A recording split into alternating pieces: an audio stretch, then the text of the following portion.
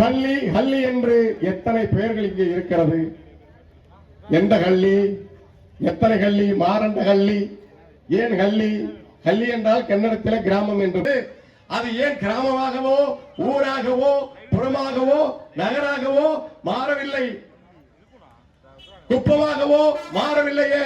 மரியாதைக்குரிய அமர்த்தியா சென் சொல்கிறார், தமிழ்நாடு மட்டும் ஒரு நாடாக இருந்திருந்தால் அது உலகத்தில் வல்லரசாக உயர்ந்திருக்கும். புரட்சி உறுதியாக நிகழும்.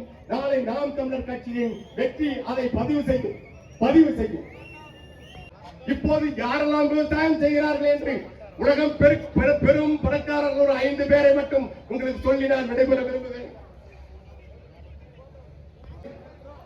அவர்கள் வளத்தை அவர்களுக்கே கொடுப்பது. சிற்றூர் பொருளாதார வளர்ச்சி இல்லாமல் இந்த தேசம் ஒரு காலம் மாளிகைகள் இருக்கும். அதற்கு பின்னாலேயே குடிசைகளும் குப்பைகளும் நிறைந்திருக்கும். அது எப்படி வளர்ச்சி? விவசாயம் போய்கொண்டிருக்கிறது. விவசாயம் யாரையும் காப்பாற்றாது என்றால் உலகில் பெரும் பணக்காரர்களாக இருக்கிற அவர்கள் ஒவ்வொரு இடத்திலும் ஒரு பிரச்சனை இருக்கிறது. கணக்கில்லாத சிக்கல்கள், பிரச்சனைகள் இருக்கிறது. ஆனால் இந்த ஒரு பக்கம் இந்த பிரச்சனையை தீர்க்க வேண்டும் என்று வந்த உங்கள் பிள்ளைகள், நாங்கள் ஒரு பக்கம். இதுதான் இந்த தேர்தலில் போட்டி.